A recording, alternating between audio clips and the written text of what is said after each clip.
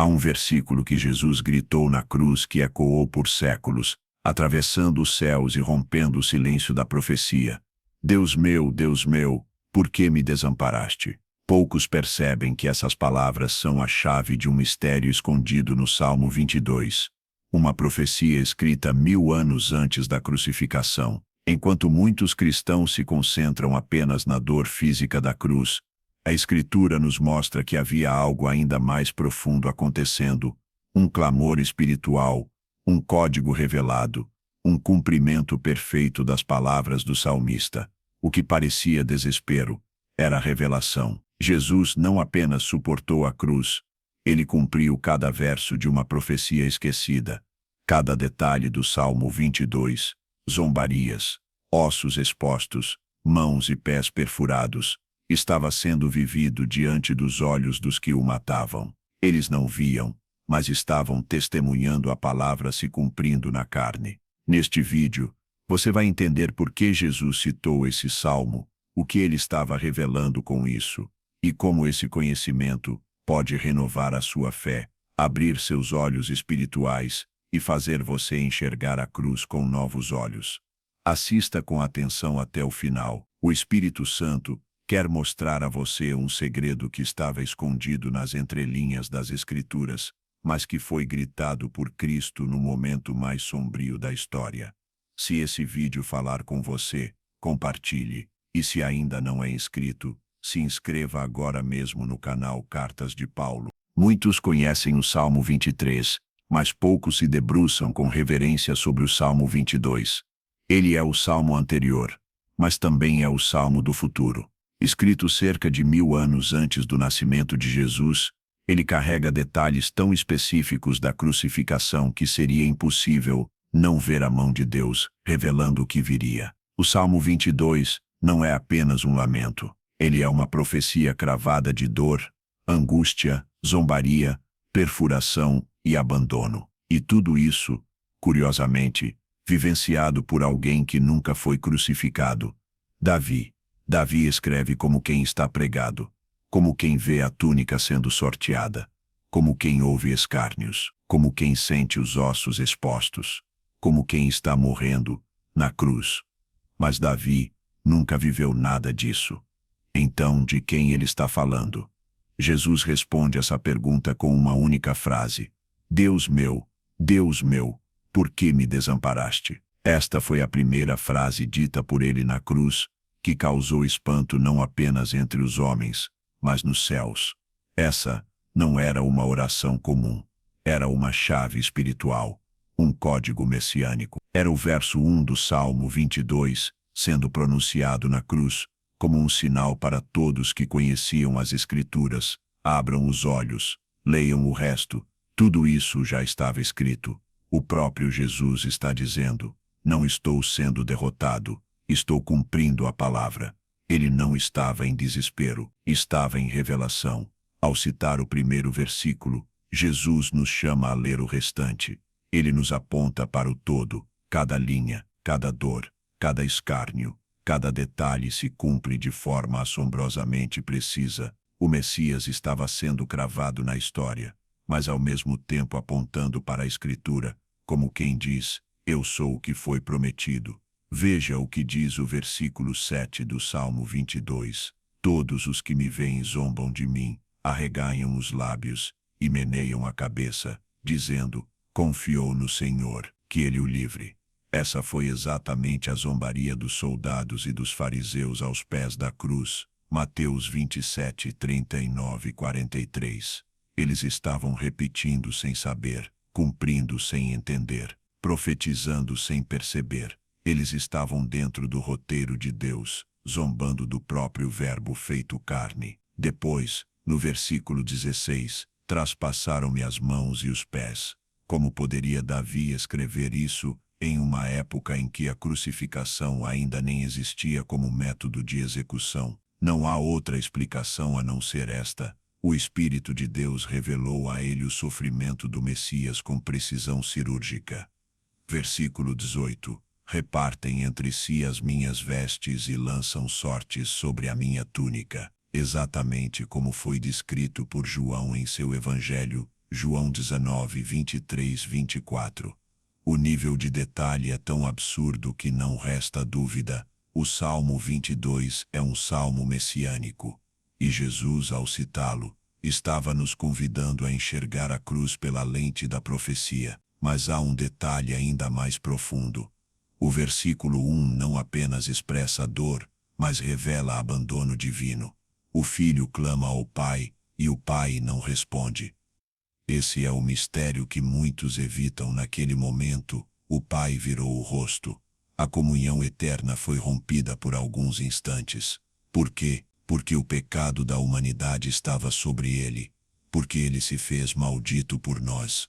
Porque ele estava experimentando o que o Salmo 22 descreve, o completo afastamento da luz, a escuridão espiritual, a ira divina, o cálice cheio sendo derramado sobre o Cordeiro, mas mesmo nesse abandono, a glória.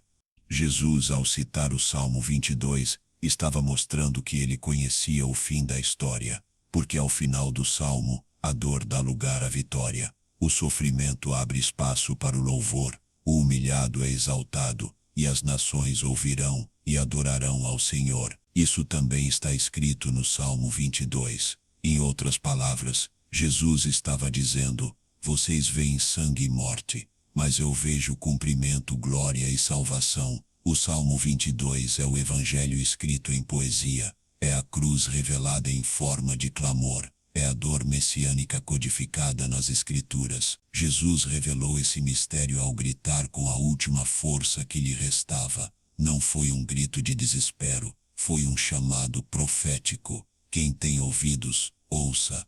A cruz não foi apenas um lugar de dor física. Foi um palco espiritual onde os céus pareceram calar, o inferno rugiu, e a humanidade presenciou um mistério que poucos conseguiram compreender. Quando Jesus bradou: Deus meu, por que me desamparaste? Algo que jamais havia acontecido se manifestou. O filho foi separado do pai. Essa separação não foi simbólica. Foi real. Pela primeira vez na eternidade, a comunhão perfeita entre o pai e o filho foi quebrada, não por causa dele, mas por nossa causa. Ali, Jesus não era apenas um mártir ou um exemplo de amor. Ele era o pecado feito carne. Ele carregava sobre si o peso da culpa do mundo inteiro. Paulo escreveu aos Coríntios: aquele que não conheceu o pecado, o fez pecado por nós, para que nele fôssemos feitos justiça de Deus. 2 Coríntios 5, 21. Na cruz, Jesus não estava simplesmente morrendo. Ele estava sendo tratado como o pecado em pessoa. Toda a ira de Deus que deveria cair sobre os culpados caiu sobre o inocente. Por isso, ele foi desamparado. Esse é o mistério mais profundo do Salmo 22. O clamor de alguém que foi abandonado por Deus para que nós nunca mais fôssemos. E é aqui que muitos tropeçam, porque queremos um evangelho que fale de vitória, de consolo, de amor, e tudo isso é verdade. Mas o evangelho também fala de substituição, de sacrifício, de expiação, de sangue, de ira satisfeita. Não houve vitória sem cruz, não houve reconciliação sem abandono, não houve salvação sem desamparo, e esse desamparo foi anunciado 1000 anos antes no Salmo 22. Quando Jesus grita, ele não está apenas expressando dor, ele está cumprindo o roteiro divino até a última vírgula. Cada frase do Salmo descreve alguém afundado na vergonha, cercado por inimigos, rasgado por dentro, zombado pelos ímpios, e ainda assim consciente da presença de Deus. É paradoxal, mas profundo. Aquele que se sente desamparado, ainda ora. Aquele que sente a ausência, ainda confia. Aquele que sangra, ainda crê. Esse é o retrato de Jesus na cruz. A ti clamaram nossos pais, confiaram, e os livraste, mas eu sou verme, e não homem, opróbrio dos homens e desprezado do povo. Salmo 22, 4-6. Por isso o Filho eterno, esvaziado de glória, humilhado, comparado a um verme, a imagem mais degradante possível. Não há vaidade na cruz, não há dignidade humana, só vergonha, sangue e silêncio. E é exatamente nesse silêncio que o mistério brilha, porque quando o céu se cala, a palavra fala. Quando o Pai se ausenta, o Filho anuncia. Quando os homens zombam, as Escrituras se cumprem. Ao citar o primeiro versículo, Jesus está ativando no espírito dos que conheciam a lei e os profetas um despertar messiânico. Ele está dizendo: leiam o resto. Eu sou esse justo abandonado, eu sou o Cordeiro do Salmo 22. Essa citação também é a prova de que Jesus morreu com a Escritura nos lábios. Mesmo em sua última agonia, ele não murmura, não reclama, não amaldiçoa. Ele proclama a palavra. Ele vive o que estava escrito. Quantas vezes nós, em momentos de dor, nos distanciamos da palavra. Mas Jesus, mesmo pendurado, mesmo sangrando, mesmo sozinho, está conectado com a profecia, porque ele é a palavra feita carne.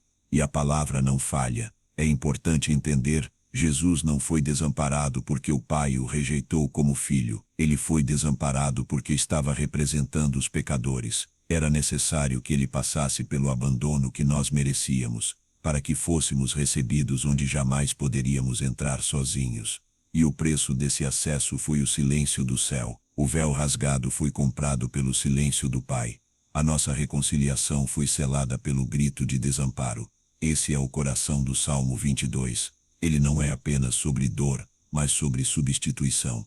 Ele não é apenas sobre sofrimento, mas sobre redenção. Ele não é apenas sobre Jesus, mas sobre nós.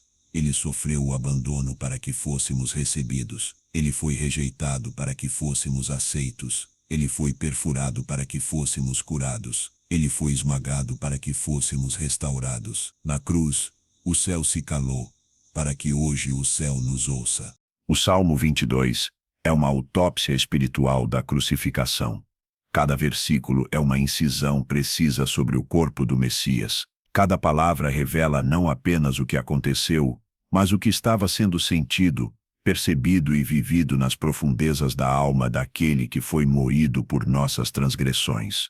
Davi, inspirado pelo Espírito, escreve: todos os meus ossos estão à mostra, eles me olham e me encaram. Salmo 22, 17. Essa descrição não é figurativa, é física, literal. O corpo de Jesus, açoitado com flagelos romanos, tinha a carne dilacerada. O chicote rasgava a pele, expondo músculos, nervos, e como o salmista escreveu 1000 anos antes, até os ossos. O Filho de Deus estava desfigurado, pendurado, nu, quebrado, diante de uma multidão que o observava como espetáculo de escárnio e morbidez. O Salmo não apenas descreve a dor externa, mas também a quebra interna. Antes mesmo da crucificação, no Getsemane, Jesus já transpirava sangue. O coração do Cordeiro já começava a romper antes da lança perfurá-lo. No Salmo 22, lemos: o meu coração é como cera, derreteu-se dentro de mim. Salmo 22, 14. Esse não é o lamento de alguém emocionalmente abalado. É a linguagem de uma alma sendo esmagada pelo peso do pecado do mundo. O coração do Messias não se partiu apenas de dor, mas de entrega, de substituição, de amor profundo. Um coração que se derrete por nós. E mais, a minha força secou-se como um caco, e a língua se me pega ao céu da boca. Salmo 22, 15. Na cruz, Jesus disse: tenho sede. João 19, 28. Mas essa sede não era apenas de água.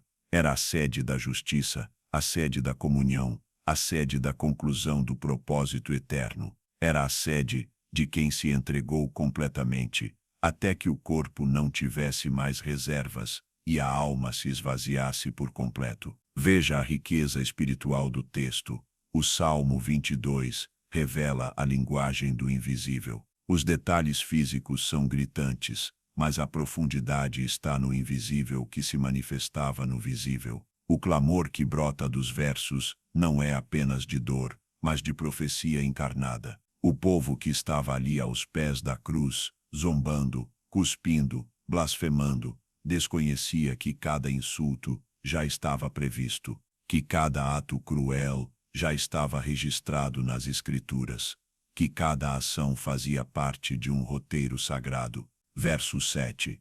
Todos os que me veem zombam de mim, arreganham os lábios e meneiam a cabeça. Mateus 27, 39 registra: Os que passavam blasfemavam dele, meneando a cabeça. O mesmo gesto, as mesmas palavras, o mesmo cenário, mas os olhos deles estavam cegos, o coração endurecido. Eles estavam diante do cumprimento da profecia e não conseguiam ver. Aqui está um princípio espiritual poderoso. Quando os olhos espirituais estão fechados, nem mesmo a verdade diante dos nossos olhos pode ser percebida. Quantos hoje leem o Salmo 22 como apenas mais um salmo de lamento? Quantos passam por ele sem perceber que estão diante de um dos textos mais messiânicos de toda a Bíblia? Quantos não percebem que Jesus gritou o verso 1 para nos empurrar aos outros 30?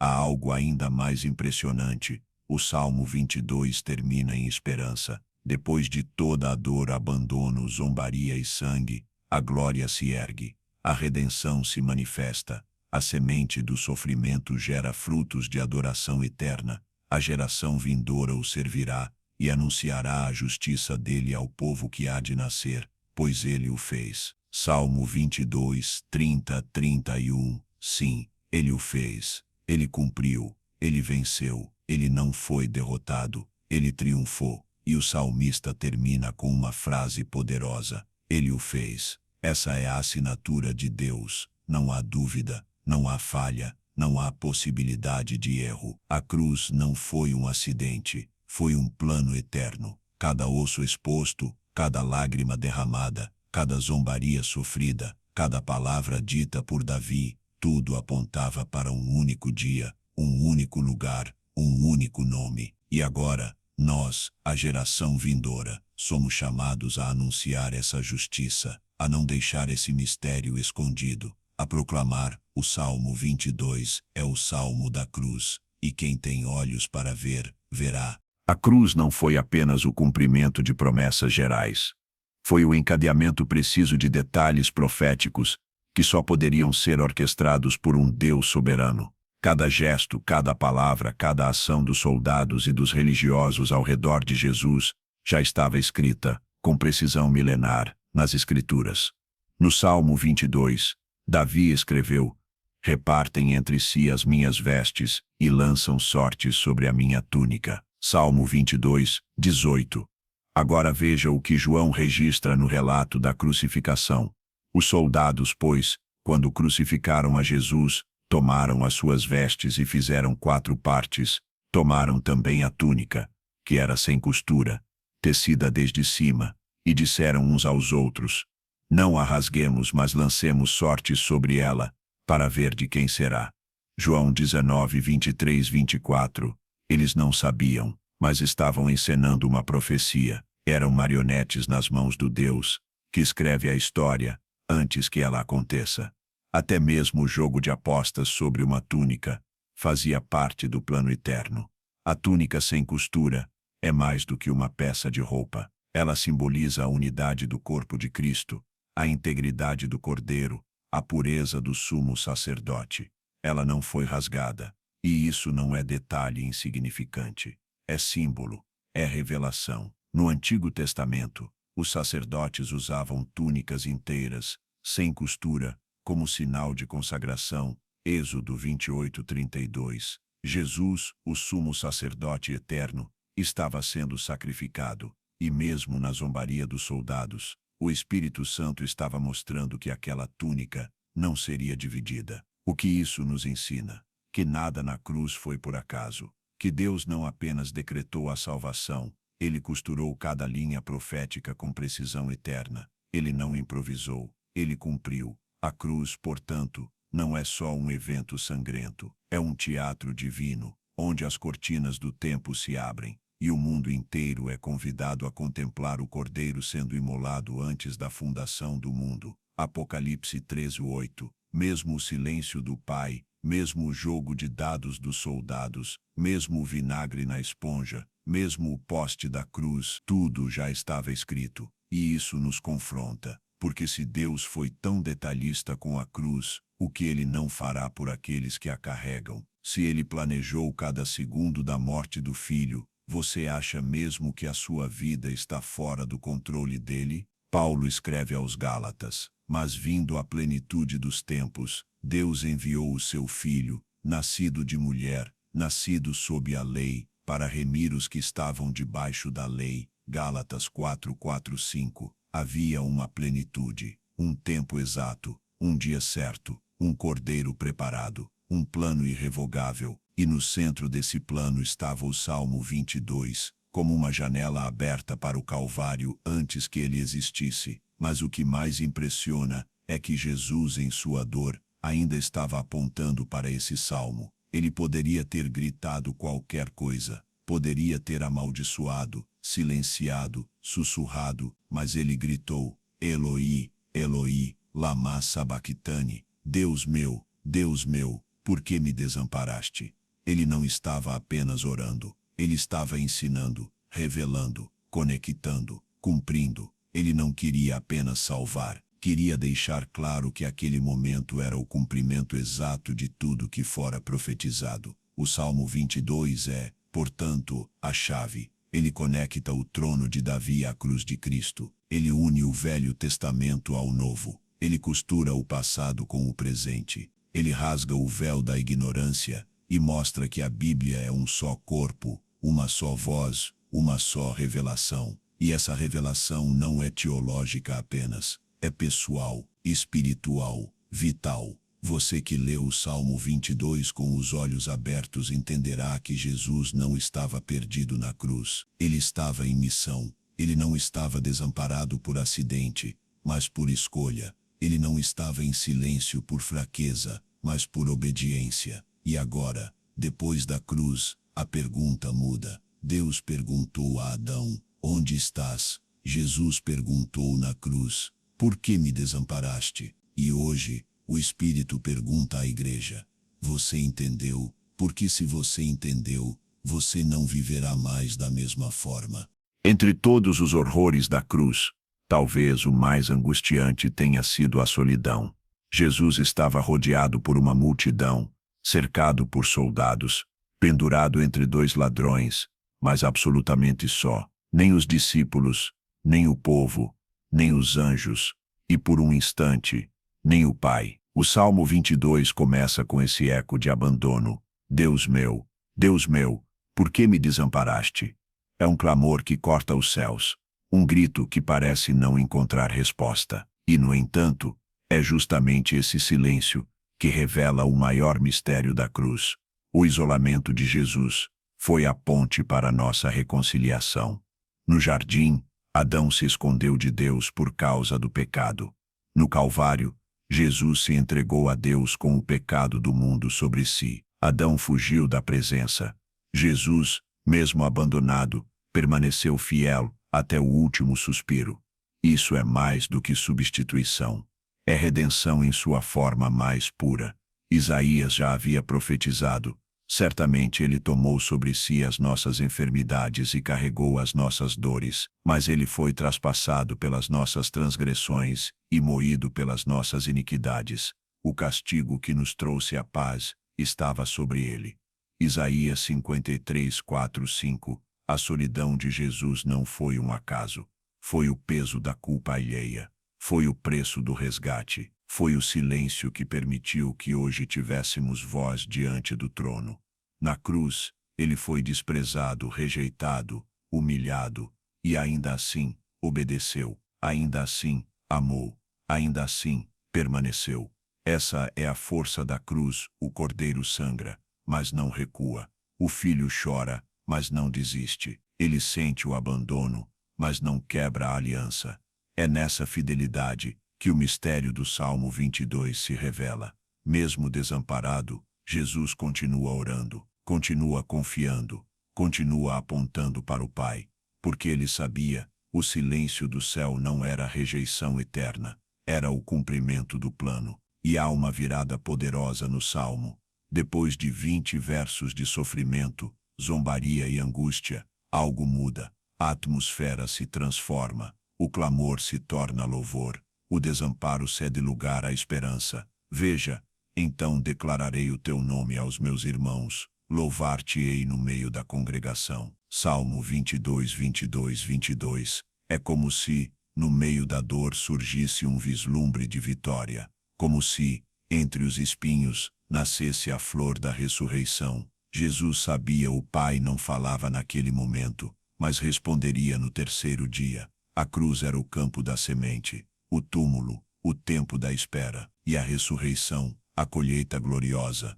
Essa virada do Salmo 22 aponta para o triunfo do Espírito sobre a carne. A carne foi moída, mas o Espírito venceu. O corpo morreu, mas a palavra permaneceu viva. É por isso que o autor de Hebreus afirma: pelo gozo que lhe estava proposto, suportou a cruz, desprezando a vergonha, e está assentado à destra do trono de Deus. Hebreus 12, 2. Havia um gozo adiante, uma alegria após a dor, um trono após a cruz, uma glória após o silêncio, e tudo isso está anunciado no Salmo 22. Quem lê esse salmo com os olhos do Espírito entende que a cruz não é o fim, mas a passagem. O ponto alto da dor foi também o início da glória. O vale do abandono abriu o caminho para o monte da exaltação. Jesus passou pela solidão para nos dar comunhão. Ele gritou no escuro para que tivéssemos luz. Ele se calou sob zombarias para que hoje pudéssemos cantar louvores. E agora o que fazemos com isso? Vivemos em tempos em que muitos abandonam a fé por se sentirem sozinhos, questionam a presença de Deus quando Ele silencia, desistem da jornada quando não recebem respostas imediatas. Mas o Salmo 22 nos ensina: o silêncio não significa ausência. O desamparo de Jesus foi temporário e necessário. E se Ele permaneceu fiel mesmo no abandono, quem somos nós para recuar?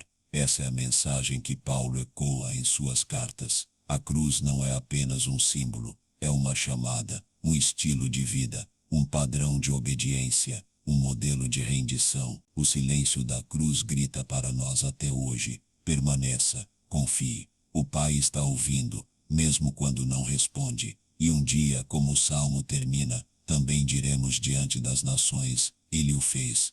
O Salmo 22 começa com um grito de angústia, mas termina com uma declaração de vitória. O texto faz uma jornada da escuridão ao louvor, da dor à proclamação, do abandono à adoração. E é nesse final que se encontra um dos versículos mais proféticos de toda a Escritura, dirigido não aos contemporâneos de Davi, nem à geração dos apóstolos, mas a nós. A geração vindoura o servirá, e anunciará a justiça dele ao povo que há de nascer, pois ele o fez. Salmo 22, 30-31. Essa expressão, geração vindoura, não é apenas uma referência futura, é um chamado eterno, um convite para que os filhos da cruz se levantem e proclamem aquilo que o Messias realizou com sangue e obediência. A cruz não terminou no Calvário, ela continua sendo anunciada por meio da vida daqueles que foram alcançados por ela. Quando Jesus bradou o primeiro verso do Salmo 22, ele também apontava para esse último. Ele estava dizendo: vocês estão me vendo sofrer agora, mas no tempo certo, haverá uma geração que vai entender. Eles verão que eu cumpri tudo. Eles anunciarão o que eu fiz. Nós somos essa geração. Somos a voz depois do véu, a semente que brotou da agonia, o povo que nasceu da palavra feita carne. E por isso, o nosso chamado é anunciar, com ousadia, santidade e verdade que ele o fez. Essa frase final, ele o fez, é curta, mas carrega o peso de toda a eternidade. Ela ecoa o que Jesus disse na cruz: está consumado. João 19:30. Não é apenas um grito de alívio, é um decreto divino, um selo espiritual, um ponto final na dívida do pecado, um encerramento glorioso no ciclo da redenção. O Pai havia planejado, os profetas haviam anunciado, o Filho havia obedecido, e agora, a história podia ser contada. Ele o fez. E por que isso importa tanto? Porque vivemos em tempos onde muitos tentam ressignificar o Evangelho, torná-lo mais leve, mais palatável, mais aceitável para os ouvidos modernos. Mas a cruz nunca será popular. Ela é escândalo, é loucura, é confronto. e ainda assim, é a única porta. A geração vindoura, portanto, não é a geração do conforto, é a geração do confronto, do anúncio, do testemunho, da fidelidade. Aqueles que foram alcançados pela cruz não podem viver como se ela fosse apenas uma lembrança religiosa. A cruz é um marco, um divisor de águas, um chamado à morte do eu, à obediência ao Pai e à proclamação da verdade. Paulo entendeu isso profundamente, por isso escreveu: quanto a mim, que eu jamais me glorie, a não ser na cruz de nosso Senhor Jesus Cristo, por meio da qual o mundo foi crucificado para mim, e eu para o mundo. Gálatas 6,14. A cruz não é apenas onde Jesus morreu, é onde o nosso velho homem foi enterrado, é onde a nossa vaidade foi confrontada, onde a nossa justiça própria foi desmascarada, onde o nosso orgulho foi rasgado. É ali, e somente ali, que nasce uma nova criatura, e a nova criatura carrega uma missão: anunciar, não apenas pregar com palavras, mas viver de forma que o mundo veja: esse homem, essa mulher foi tocado pela cruz, vive como quem sabe que Jesus não apenas tentou, mas consumou. O Salmo 22 nos ensina que a dor gera legado, o sofrimento de um gera louvor em muitos. O silêncio do Messias gerou o cântico dos redimidos, o abandono dele gerou o acolhimento de gerações. Por isso, não podemos calar. Cada cristão verdadeiro é uma continuação do Salmo. Cada vida transformada é um versículo vivo dizendo: ele o fez, e isso muda tudo. Quando você se sentir sozinho, lembre-se, ele também foi. Quando o céu parecer em silêncio, lembre-se, ele passou por isso. Quando o pecado tentar te dominar, lembre-se, ele já venceu. Quando o mundo tentar te seduzir, lembre-se, você foi comprado por alto preço. Quando te perguntarem por que você vive diferente, responda: porque ele o fez. Essa é a nossa resposta, a nossa bandeira, o nosso cântico, e será também o nosso testemunho, até que ele venha. Quando Jesus gritou: Deus meu, por que me desamparaste? Ele não estava perdido. Ele não estava em dúvida. Ele não estava em crise de fé. Ele estava revelando, apontando, desvendando um mistério escondido nas Escrituras, oculto por 1000 anos, e agora gritado com sangue diante de um mundo cego. Ao fazer isso, Jesus nos leva até o Salmo 22, onde a dor é moldada em profecia, o abandono é convertido em adoração, e a morte dá à luz um povo, o povo da cruz. Aquele clamor era também o início de um processo de finalização. Cristo sabia que estava no fim, e ao final, depois do silêncio do céu, depois da zombaria dos homens, depois da dor que rasgou carne e alma, ele declarou: está consumado. João 19:30. Essas palavras são o selo do Salmo 22.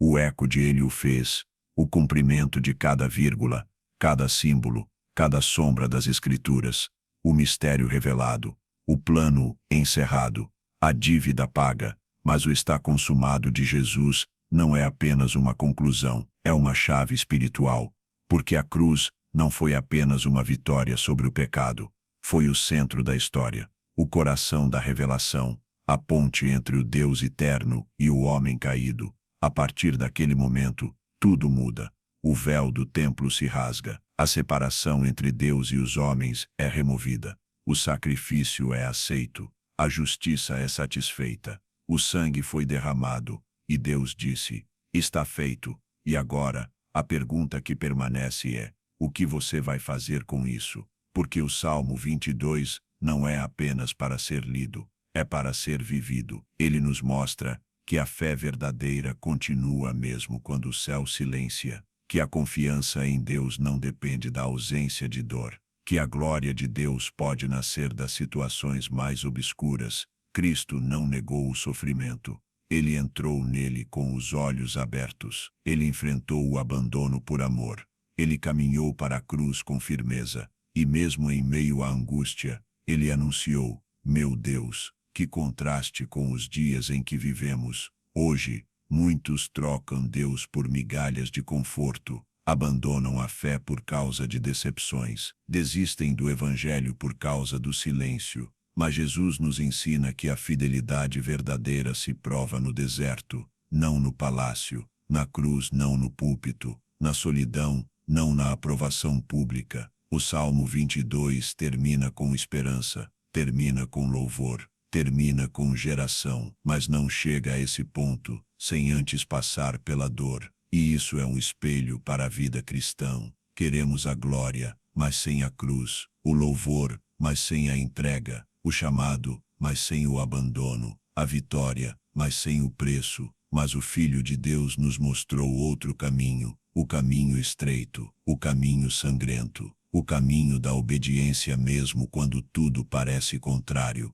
E esse é o chamado de Paulo em suas cartas, não apenas para crer, mas para sofrer com Cristo, para partilhar da sua cruz, para conhecer não apenas o poder da ressurreição, mas também a comunhão dos seus sofrimentos. Quero conhecer a Cristo, ao poder da sua ressurreição e a participação em seus sofrimentos, tornando-me como ele em sua morte. Filipenses 3:10. Essa é a verdadeira espiritualidade. Não é feita de aplausos, mas de entrega. Não é movida por sentimentos, mas por fé. Não se sustenta em emoções, mas na palavra. E a palavra é clara. Ele o fez. Está consumado. Agora, viva como quem entendeu. Se você foi tocado por essa mensagem, não fique em silêncio. Anuncie, compartilhe, viva com reverência, pregue com autoridade, sirva com temor, porque a cruz que salvou você é a mesma que agora te envia, não para carregar uma religião, mas para proclamar uma redenção.